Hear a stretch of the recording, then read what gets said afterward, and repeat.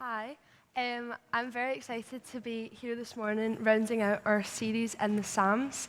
When Dave originally messaged a couple of months ago, he gave us the guidance of pick whatever psalm you want and talk about it, which was very exciting to me because it meant I was able to speak about my absolute favourite psalm, which is Psalm 91. This has been my favourite psalm since I was about 17. It's kind of always been my favourite psalm, and I've always heavily focused on verse 11 of it. I don't have it coming up, but it's for he will command his angels concerning you to guard you in all of your ways. And I spoke about that when I was like 17 one time at the church. It's just always been my favourite verse. So I expected today to kind of be heavily focusing on that section, but I found that as I was reading through the psalm a while ago now, it was the start of the psalm which was really sticking out, which was like odd because that bit's never stood out before, but also exciting in the way of just that reminder that God's word is so alive and he can speak to us like so many different ways through the same passage, just depending on what he's wanting to say. So we're just going to start by reading the first two verses of the psalm together. So we've got Psalm 91, verse 1 and 2. Whoever dwells in the shelter of the Most High will rest in the shadow of the Almighty. I will say of the Lord, he is my refuge and my fortress, my God in whom I trust. It was the word dwells that was really sticking out as I was reading this, so I decided to look up the dictionary definition and try and gauge why that might have been. And it came up with to live or reside in a particular place as a permanent resident. It suggests settling down and truly making a space your home rather than just passing through or visiting it temporarily. I think the phrase dwell in the shelter of the Most High can sound very spiritual and very intimidating to certain people depending on a number of factors, really, like their upbringing, the kind of church they go to, like their personality. I found that having not grown up in a church like this, very spiritual sounding things like that do intimidate me quite a bit. And it sounds like one of those things that are reserved for like the really holy folks, which I feel like is a bracket that I'm not really falling into. But it got me really thinking, and I was chatting to Shona and Rachel just about how I was nervous to speak on that bit because I didn't know why it was standing out, and it's somewhere that I do feel I fall short, continually dwelling in God's presence. And it got me thinking about what that actually means just in like a practical sense. And I came to the sort of conclusion of dwelling continually in God's presence just means trying our best to live life alongside him. We've got our practices and disciplines, like we've got our worship, our prayer, and our reading our word, and all that all starts. You can't call someone your best friend if you don't really talk to them, or you only talk about them and never to them, or you only talk to them and never listen to them. So in that quiet time, we get to build that relationship and grow in our knowing of God. And then I think to dwell with him continually means to just take that out into our lives and to walk through our jobs and our university and our schools knowing that we're living under that blessing and under that protection. I've found over the past few years of knowing God that living from that heaven-minded perspective changes the way that we see and interact with the world around us. It changes the way that we see the people around us and often makes us a lot more kind, patient, generous, etc., without even really trying. I found that when I've spent the dedicated time to be still with God in the quiet moments before going out into life and trying my best to bring him out into life, I'm a far more pleasant person to be around and definitely a far better representative of Christ. Whether or not we dwell in God's presence continually doesn't increase his reality in the world. He's still working and moving everywhere around us, whether or not we individually choose to acknowledge it. However, continually dwelling in his presence increases his reality in our lives and how we're able to see him in the world around us. We're able to experience him more directly and more intimately and more powerfully and just so much more obviously. And it's kind of like a knock-on effect that the more we start to experience God, the more we fall in love with him, which makes us want to experience him more, and the cycle kind of repeats itself. I don't know if you've ever seen those videos on YouTube when they've got like a line of mums and a line of kids, and the mums are all facing like with their backs to the kids, and one at a time, each of the kids will shout out like "mum," and I watch them, and I'm always fascinated because I think every single one of the kids sounds exactly the same. I obviously don't have children, but I think they all sound the same. But each of the mums, when they hear their own kid's voice, it's like half a second they're able to turn around and they instantly know it's their kid, because they know them so well, and they know them so deeply that they're able to recognise them so quickly that in like a way that other people wouldn't have been able to. And I think that is so representative of what life can look like when we are continually dwelling in God's presence. We're able to recognise the ways in which he moves in the world. He'd still be moving, but we're able to see it, and I think that's really cool. So going on, we have, whoever dwells in the shelter of the Most High will rest in the shadow of the Almighty. I always think of that phrase, rest in the shadow of the Almighty, and link it kind of to like proximity, how physically close you have to be to someone or something to literally be in their shadow. I wrote quite a lot of this while we were having that heat wave a few weeks ago, which feels like an actual eternity ago. But it was like 23 degrees, and I wrote it in the back garden, and we have like garden furniture and a parasol and stuff, and I was sat under the parasol writing this, and I was aware of how hot it was outside. I could see it from like my dog panting for dear life in the sun, or like when I'd go inside to grab a drink and I could feel it beating down on me. But because I was underneath the parasol, because I was so close to it and underneath its shadow, I was completely fine. I was quite comfortable, I was at peace.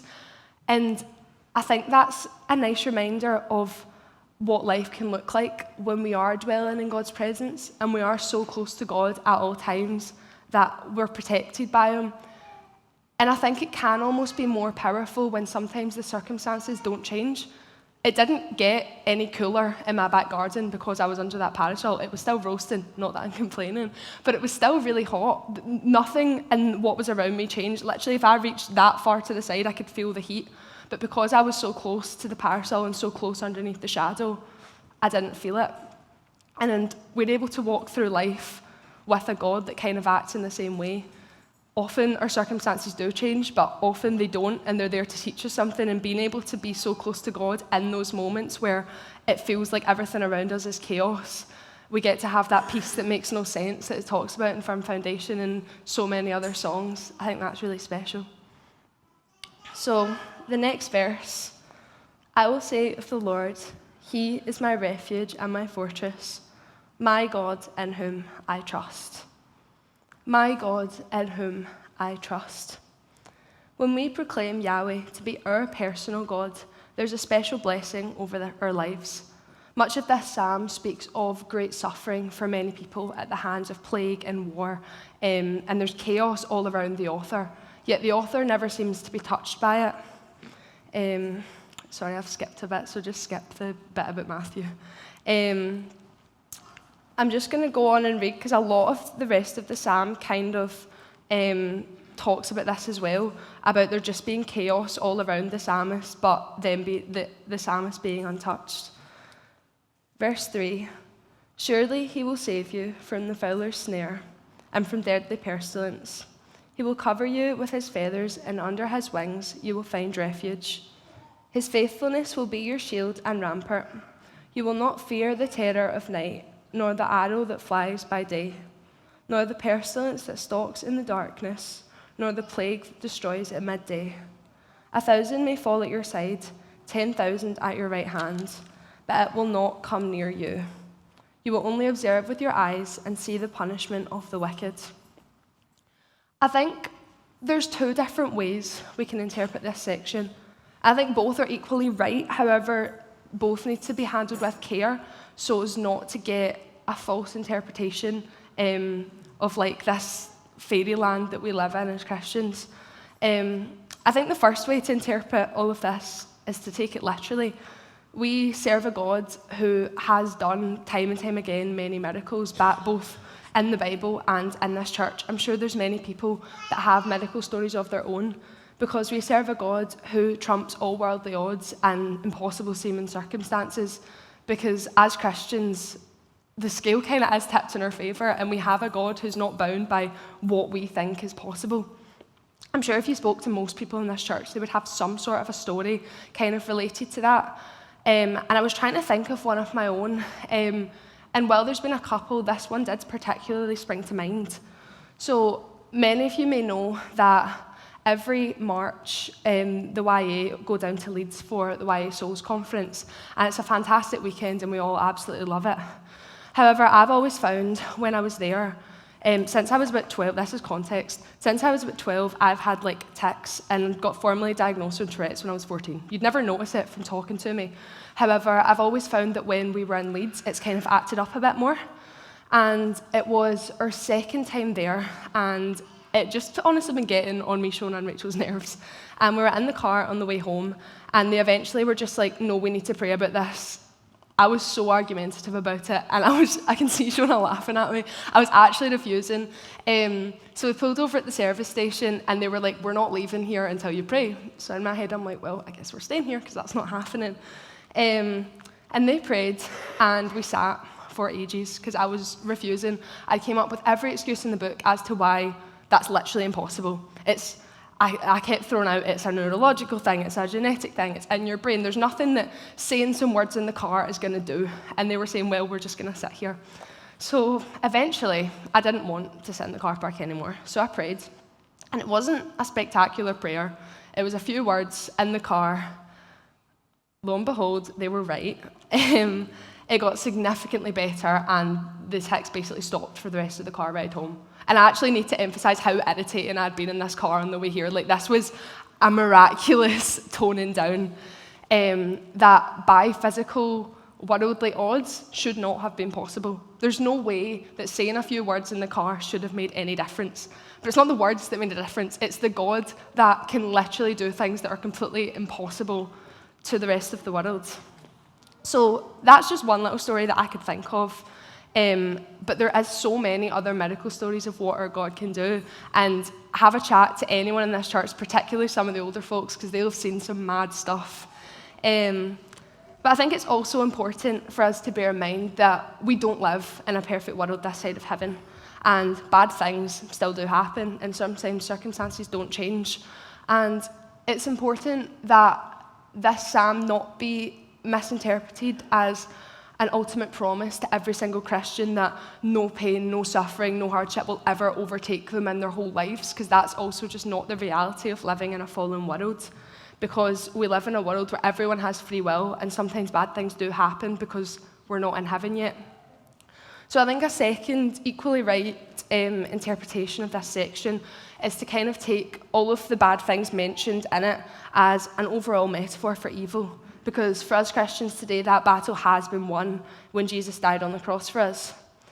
Many scholars see this psalm as messianic and prophetic of the ultimate promise of salvation in Jesus, because Jesus won that battle when he died on the cross. So while hardship, yes, can touch us, ultimately in the end, evil can't, because it's already been defeated. Death has already been defeated on the cross.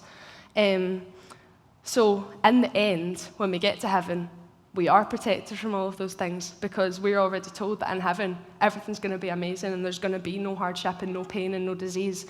So this side of heaven, we live a life where God is on our side and we see miracles and worldly odds are trumped all the time.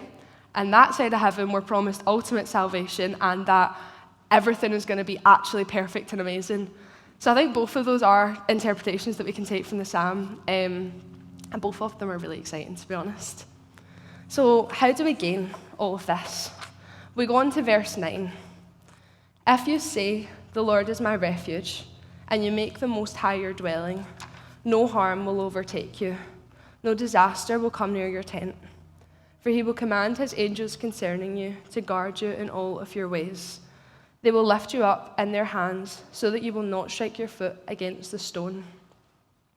If you say, if you want all of this, and I'm preaching to myself when I say this, all we have to do is surrender to God and accept the protection and the blessing that he wants to put over our lives. And realistically, right, taking yourself out of it and whatever situation you're in out of it, because I know that that's so much easier said than done. Logically, why wouldn't we trust God? We used to go to Chloe Haxton's house a lot, me and my friends, and she used to always say, every single person in life is trusting something, whether that be most of the world trusting themselves, whether that be trusting the universe, or whether that be us trusting God. Every single person goes through life with their trust in something. And if you actually think about, I'm thinking about myself right now, I have the perspective of the 20 years of life I've lived, the 10 closest people in my life, but realistically, we're all pretty self-centered in nature as humans, so our main perspective comes from our own life experience. I have my own perspective, maybe some input from some people that I care about, 20 years of life I've experienced, and absolutely no idea anything that is to come at all, because everything is uncertain and we don't really know anything, versus the perspective of God who created everything, knows every single person, loves every single person, and has literally ordained a specific plan for your life. Why would we not trust that? And I know as humans, it gets so difficult, and it seems like our plan is right most of the time because we're the ones that want to run it. But getting to say that God is our refuge and getting to trust in God as the ultimate one that knows everything, we get to live such a freer life. I found this in my Bible. This was the first ever thing, actually, that I ever read in the Bible without a commentary or a YouTube video or anything like that. When I first became a Christian, when I tell you I knew nothing, I remember Googling, trying to read the Psalms, going, who is David? Why did David write so much? Why is David so sad? Why is David so happy? I knew nothing. And this was the first time I ever read with just reading it and praying and letting God kind of speak. And I found this that little 16-year-old Orla wrote in my Bible, and I think that it's quite nice for what we're talking about today. If I accept the Lord as my safety, then that is exactly what he will become. But I need to trust that he will keep me safe. God has the entire spiritual realm rooting for me. The whole of heaven has my back through all adversity and struggle. Yes, hell is after me. It wants me so badly. But when has God ever been defeated by hell? I am protected. I am shielded. The devil cannot touch me. Jesus has won me. I am his. Yeah. This psalm basically speaks of the promise and the blessing and the protection over our lives if we take God to be our refuge. And if you think this morning that you've lost sight of this, just imagine for a moment how different you think your life would be, how much lighter you think your load would feel if you were just able to live in that blessing and live in that protection and know that ultimately God's got you and God's got it. We're just going to go on and read the final little section, and I think honestly it does kind of speak for itself. I love verses 14 to 16, sorry. Because he loves me, says the Lord, I will rescue him. I will protect him, for he acknowledges my name. He will call on me, and I will answer him. I will be with him in trouble. I will deliver him and honor him. With long life, I will satisfy him and show him my salvation. We serve a God who loves us unimaginably much and longs for us to experience the fullness of what he can offer us in a relationship with him. If we seek him, we are promised in his word that we will find him. If we knock, the door will be opened. The more we centre our lives around God and living in his grace and love and blessing, the more enriching and fulfilling and joyful our lives will be. He wants to know you personally, and he wants to bless your life in this way. I'm just going to pray and ask the band to come back up and join. Lord, I thank you for the promise and the blessing over our lives. I thank you that you love us so much that you want to protect us and bless us in this way, and that you're with us in every single moment. Lord, thank you just for the power of your word and the ways in which it's able to speak to us. And I just pray for everyone in this room right now, that if anyone here is seeking you and wants to find you, Lord, that you would just show yourself to them, and that you would just be able to welcome them into this wonderful blessing that we get to live in as Christians. I thank you that we're able to gather here this morning, Lord. Amen.